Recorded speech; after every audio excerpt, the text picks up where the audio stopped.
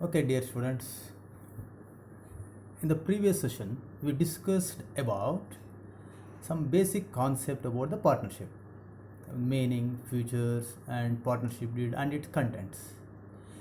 Here, we're going to discuss about some special aspects of partnership accounts. ನಾವು ಪಾಲುದಾರಿಕೆ ಸಂಸ್ಥೆ ಅಂದಾಗ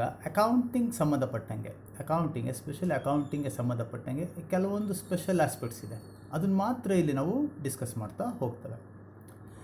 so in that maintenance of partners capital account, first one. Second one, distribution of profit and loss among the partners. Third one, adjustments for wrong appropriation of profits in the past, and the reconstitution of the partnership firm and the dissolution of partnership firm. So ಇಷ್ಟು ಸಹ 5 points ನಮ್ಮ accounting ಸಂಬಂಧಪಟ್ಟಂಗೆ ವಿಶೇಷವಾಗಿ ನಾವು partnership ಅಕೌಂಟ್ಸಲ್ಲಿ ಗಮನಿಸ್ತಾ ಹೋಗ್ತೇವೆ. First maintenance of partners capital account ಅಂದರೆ partners capital ಅಕೌಂಟ್ನ ಹೆಂಗೆ ನಾವು ಪ್ರಿಪೇರ್ ಮಾಡೋದು, ಮುಂದೆ ನಾನು ಅದನ್ನು ಡಿಸ್ಕಸ್ ಮಾಡ್ತೇನೆ. How to maintain the partners capital account. Second point, how to distribute the profit and loss among the partners. ಮೂರನೇದು, ಅಡ್ಜಸ್ಟ್ಮೆಂಟ್ಸ್ ಫಾರ್ ರಾಂಗ್ ಅಪ್ರಾಪ್ರಿಯೇಷನ್. ನಾವು ತಪ್ಪಾಗಿ ಪ್ರಾಫಿಟ್ಸ್ನ ಅಪ್ರೋಪ್ರಿಯೇಟ್ ಮಾಡಿದಾಗ ಹೇಗೆ ಸರಿಪಡಿಸೋದು. Reconstitution of the partnership firm ಅಂದರೆ ಅಡ್ಮಿಷನ್, ರಿಟೈರ್ಮೆಂಟ್, ಡೆತ್ ಅದಾದಾಗ ಏನು ಮಾಡುವಂಥದ್ದು ಅಕೌಂಟ್ಸಿಗೆ. And the last one, dissolution of partnership firm. So partnership ಫರ್ಮ್ನ ಕ್ಲೋಸ್ ಮಾಡಿದಾಗ ಏನು ಮಾಡೋದು, ಡಿಸಾಲ್ವ್ ಮಾಡಿದಾಗ ಏನು ಮಾಡೋದು, ಇಷ್ಟು ಸಹ ನೋಡ್ತಾ ನಾವು ಹೋಗ್ತವೆ. ಸೊ ಮೊದಲನೇದಾಗಿ ಪ್ರೀತಿಯ ವಿದ್ಯಾರ್ಥಿಗಳ, ಅಕೌಂಟಿಂಗ್ ಫಾರ್ ಪಾರ್ಟ್ನರ್ಶಿಪ್ ಸ್ಪೆಷಲ್ ಆಸ್ಪೆಕ್ಟ್ಸಲ್ಲಿ maintaining the partnership capital accounts, ಅಲ್ಲಿ ಫಸ್ಟ್ ಪಾಯಿಂಟ್ ತೋರಿಸಿದ್ದೀನಲ್ಲ, ಮೈಂಟೆನೆನ್ಸ್ ಆಫ್ ಪಾರ್ಟ್ನರ್ಸ್ ಕ್ಯಾಪಿಟಲ್ ಅಕೌಂಟ್ಸ್ನ ಅದನ್ನು ಯಾವ ರೀತಿ, ಏನದರ ವಿಶೇಷತೆ, ಯಾಕೆ ಇದನ್ನು ಸಪ್ರೇಟಾಗಿ ನಾವು ಇಲ್ಲಿ ಓದ್ತೇವೆ ಅನ್ನೋದನ್ನು ನೋಡ್ತಾ ಹೋಗ್ತೇವೆ. ಪ್ರೀತಿಯ ವಿದ್ಯಾರ್ಥಿಗಳೇ, ನಾವು ಫಸ್ಟ್ PUC ಫೈನಲ್ ಅಕೌಂಟ್ಸ್ನ ಕಲ್ತಿದ್ದೇವೆ. ಅಲ್ಲಿ ಸೋಲ್ ಟ್ರೇಡಿಂಗ್ ಕನ್ಸರ್ನ್ನ ಓದಿದ್ದೇವೆ ನಾವು, the final accounts of sole trading concern. So ಅಲ್ಲಿ ನಾವು ಕ್ಯಾಪಿಟಲ್ ಅಕೌಂಟನ್ನು ಸಪ್ರೇಟಾಗಿ ನಾವು ಪ್ರಿಪೇರ್ ಮಾಡೋದಿಲ್ಲ. ಅಲ್ಲಿ ಏನು ಮಾಡ್ತೇವೆ ಅಂದರೆ ಬ್ಯಾಲೆನ್ಸ್ ಶೀಟಲ್ಲಿ ಲಯಬಿಲಿಟಿ ಕಡೆನೇ ಕ್ಯಾಪಿಟಲ್ ಅಕೌಂಟ್ ಅಂತ ಮಾಡಿ opening balance, add additional capital, profit, less drawings ಇದನ್ನೆಲ್ಲ ಬ್ಯಾಲೆನ್ಸ್ ಶೀಟ್ ಒಳಗಡೆ ಮಾಡಿಬಿಡ್ತೇವೆ. ಅಲ್ಲಿ ಯಾಕೆ ಮಾಡ್ತೀವಿ ಆ ರೀತಿ ಅಂದರೆ ಅಲ್ಲಿ ಒಬ್ಬರೇ ಓನರು, ಏನೇ ಲಾಭ ನಷ್ಟ ಬಂದರೂ ಕೂಡ ಅವ್ರಿಗೆ whatever the profit or loss it goes to the sole proprietor only. So that there was no necessity of preparing separate capital account out of the balance sheet. But here there should be 2 or more persons, minimum 2 persons will be there, the maximum 100 will be there. So whatever will be the number, isn't it? So that is why we are not able to prepare all the partners capital account within the balance sheet, so that we going to maintain or prepare the capital accounts of the partner out of the balance sheet. ಅದಕ್ಕೋಸ್ಕರನೇ ಇಲ್ಲಿ ನಾವು capital accounts, maintenance of capital accounts of partner ಅಂತ ಸಪ್ರೇಟಾಗಿ ನೋಡ್ತಾ ಹೋಗ್ತೇವೆ.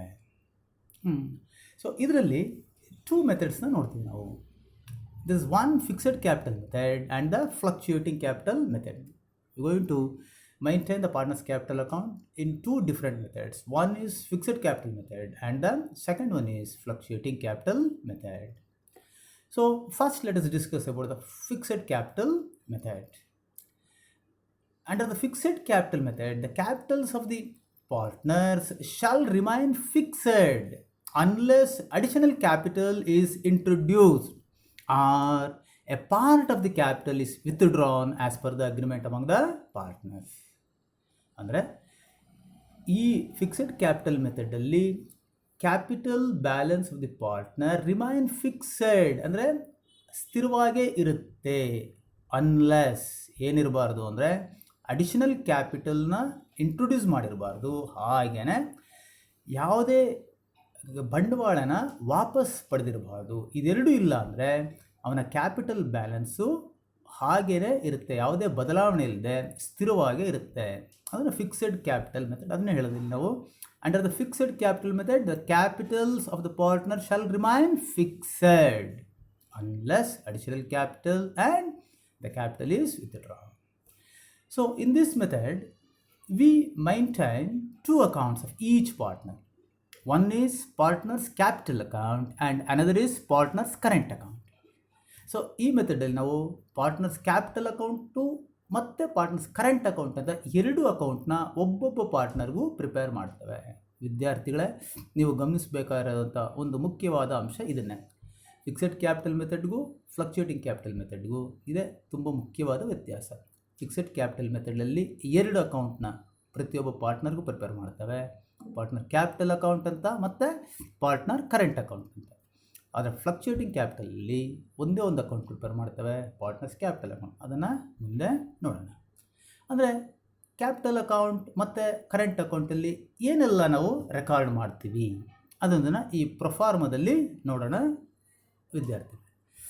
So partners capital ಅಕೌಂಟಲ್ಲಿ first ನಾವು ಏನು ಮಾಡ್ತೀವಿ ಅಂದರೆ, ನೋಡಿ ಫಸ್ಟ್ ಇಲ್ಲಿ ನಾವು ಬ್ಯಾಲೆನ್ಸ್ ಬಾಟ್ ಡೌನ್ ಅಂತ ತರ್ತೇವೆ. ಓಪನಿಂಗ್ ಬ್ಯಾಲೆನ್ಸ್ ಒಂದು ಏನಿರುತ್ತೋ ಪಾರ್ಟ್ನರ್ದು ಅದನ್ನು ತಗೊಂಡು ನೋಡ್ತೀವಿ, ಇಲ್ಲಿ ಹಾಕ್ತೀವಿ. ಎರಡನೇದು ಏನಾರು ಅವನು ಅಡಿಷನಲ್ ಕ್ಯಾಪಿಟಲ್ ಇಂಟ್ರೊಡ್ಯೂಸ್ ಆಗಿದ್ರೆ ಮಾತ್ರ ತರ್ತವೆ, ಇಲ್ಲದ್ರೆ ಇಲ್ಲ. ಸಾಮಾನ್ಯವಾಗಿ ಪ್ರಾಬ್ಲಮಲ್ಲಿ ನಾವು ಏನು ನೋಡ್ತೇವೆ ಅದರಲ್ಲಿ ಓಪನಿಂಗ್ ಕ್ಯಾಪಿಟಲ್ ಬ್ಯಾಲೆನ್ಸ್ ಮಾತ್ರ ಇರುತ್ತೆ. ಈ ಅಡಿಷನಲ್ ಕ್ಯಾಪಿಟಲ್ಲು ಮತ್ತು ಕ್ಯಾಪಿಟಲ್ ವಿತ್ಡ್ರಾನು ಸಾಮಾನ್ಯವಾಗಿ ಇರೋದಿಲ್ಲ ಸ್ನೇಹಿತರೆ. ಇನ್ನು ಎರಡನೇದಾಗಿ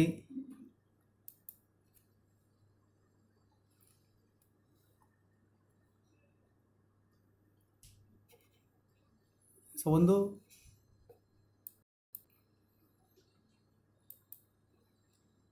ಓಪನಿಂಗ್ ಬ್ಯಾಲೆನ್ಸ್ನ ತರ್ತವೆ, ಅಡಿಷನಲ್ ಕ್ಯಾಪಿಟಲ್ ಇದ್ದರೆ ಮಾಡ್ತವೆ, ಇಲ್ಲರಿಲ್ಲ. ಕ್ಯಾಪಿಟಲ್ ವಿತ್ಡ್ರಾನ್ ಮಾಡಿದ್ರೆ ಪರ್ಮನೆಂಟ್ ವಿತ್ಡ್ರಾನ್ ಆಫ್ ಕ್ಯಾಪಿಟಲ್ ಅಂತ ಹೇಳ್ತವೆ, ಅದಿದ್ದರೆ ತಗೊಳ್ತವೆ, ಇದಿಲ್ಲ.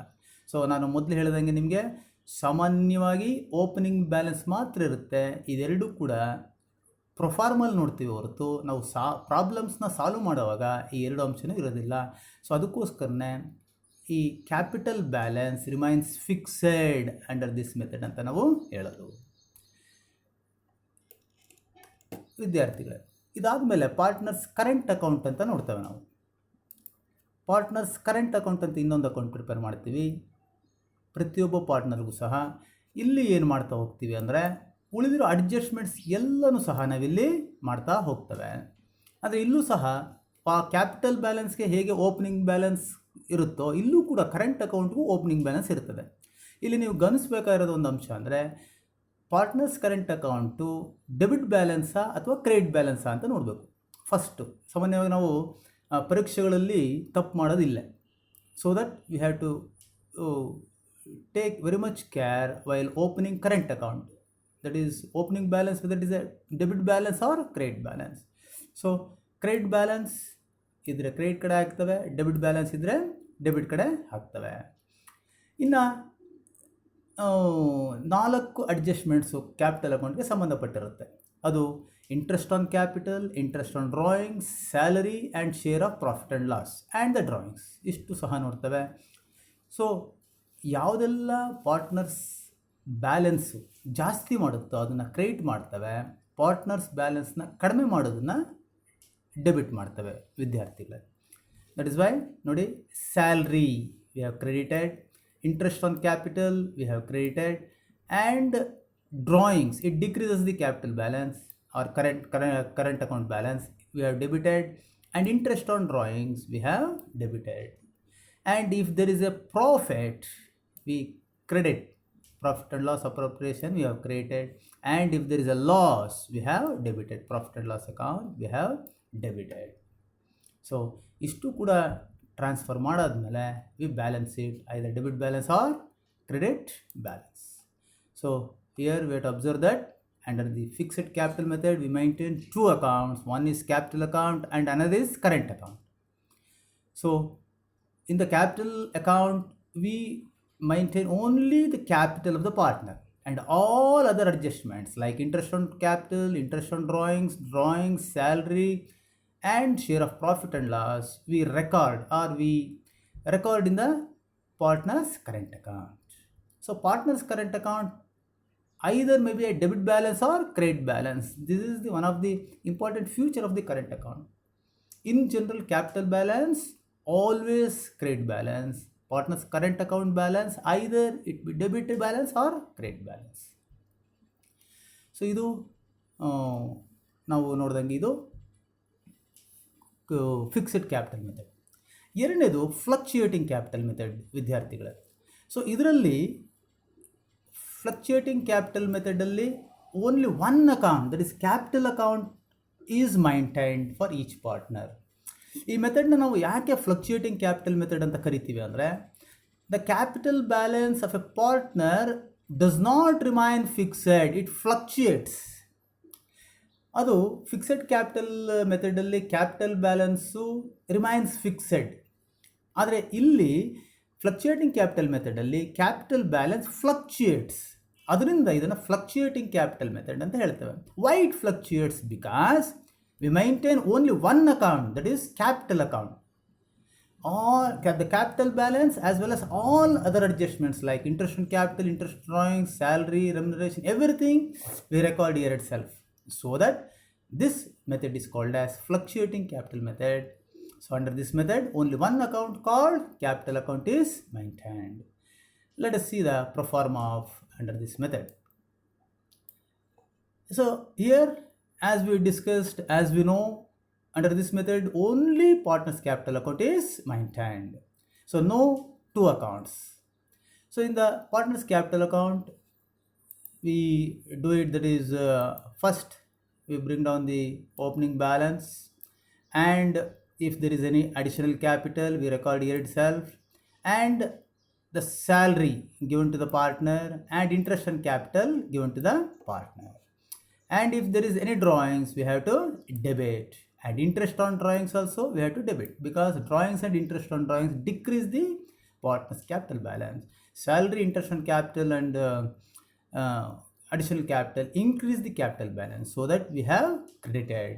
And if there is a profit, share of profit, we have to credit. If there is a share of loss, we have to debit, we have to balance it. So ಇಷ್ಟು ಕೂಡ ನಾವು partners capital account under fluctuating ಕ್ಯಾಪಿಟಲ್ಲಿ ನೋಡ್ತೇವೆ ವಿದ್ಯಾರ್ಥಿಗಳು.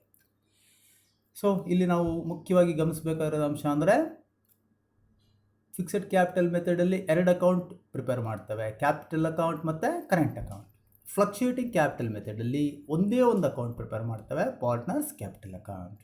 So ಇಷ್ಟನ್ನು ಮನಸ್ಸಲ್ಲಿಟ್ಕೊಳ್ಳಿ, ನೀಟಾಗಿ ಕಲಿರಿ, ಬರುತ್ತೆ, practice ಮಾಡಿ, ಬರುತ್ತೆ.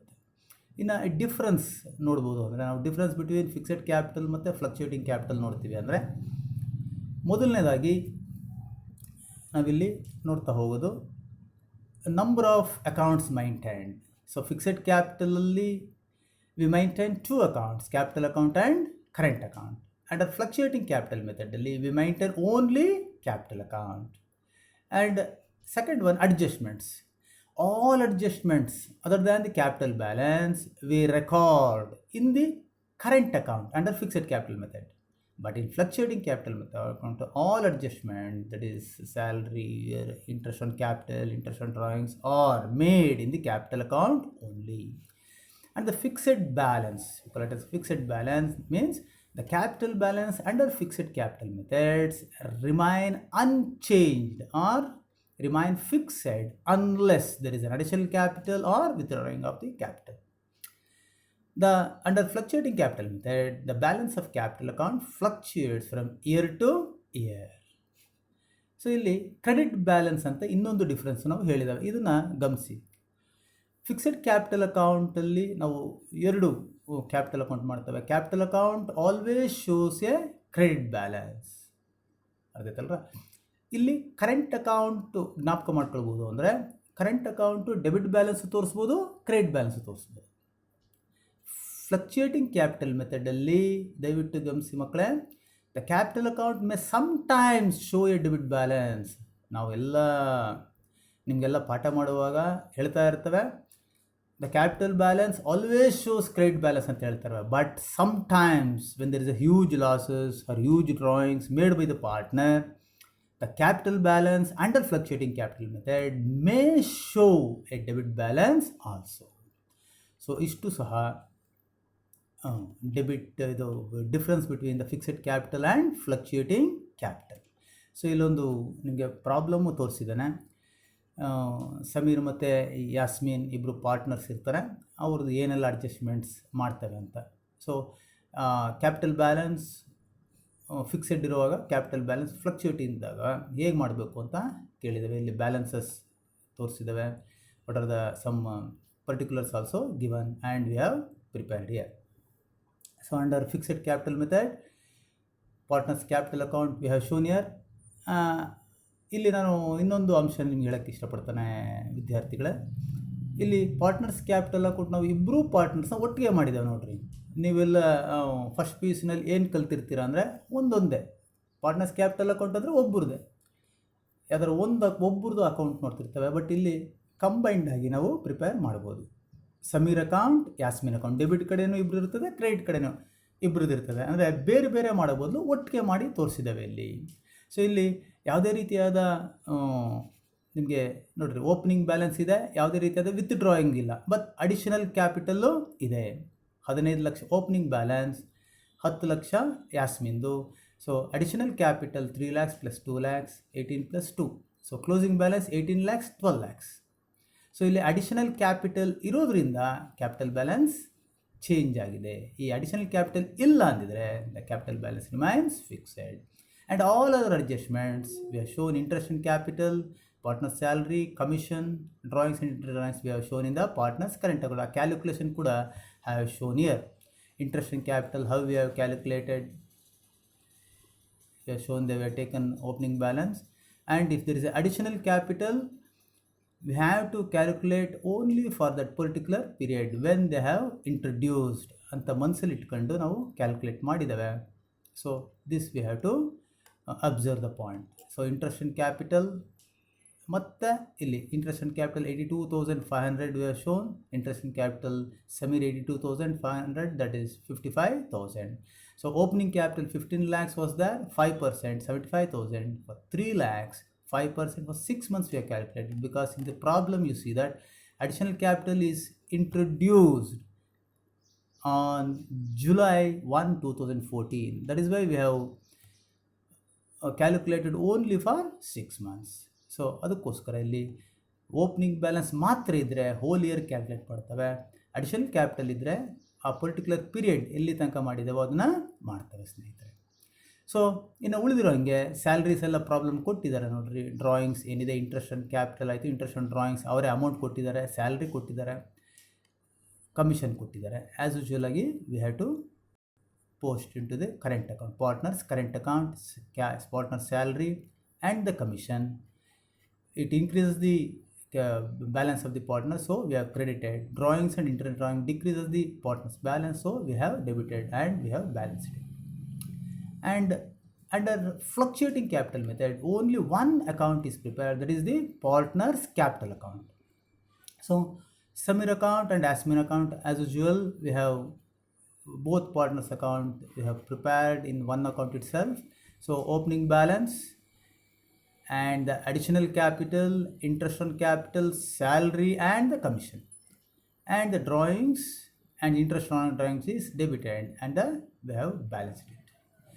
ಸೊ ಪ್ರಾಬ್ಲಮ್ ಮಾಡಾದ್ಮೇಲೆ ನೀವು ಒಂದು ಪಾಯಿಂಟ್ ಅಬ್ಸರ್ವ್ ಮಾಡ್ಬೋದು ನೋಡ್ರಿ. Sameer's capital balance 18,20,700, Yasmeen 12,0800. ನಾವು ಫಿಕ್ಸೆಡ್ ಕ್ಯಾಪಿಟಲ್ ಮೆಥಡಲ್ಲಿ ಈ ಎರಡೂ ಬ್ಯಾಲೆನ್ಸ್ನ ಟೋಟಲ್ ಮಾಡಿದ್ರೆ ಅಷ್ಟೇ ಬರುತ್ತೆ ನೋಡಿರಿ. 18 lakhs capital balance, 20,700 current account balance, ಎರಡು ಟೋಟಲ್ ಮಾಡಿದ್ರೆ 18,20,700. ಹಂಗೇ ಯಾಸ್ಮಿನ್ದು ನೋಡಿ 12 lakhs ಇಲ್ಲಿದೆ, ಇಲ್ಲಿ 800 ಇದೆ. ಸೊ ಇಲ್ಲಿ ಎರಡು ಒಟ್ಟಿಗೆ ಮಾಡಿದಾಗ 12,0800.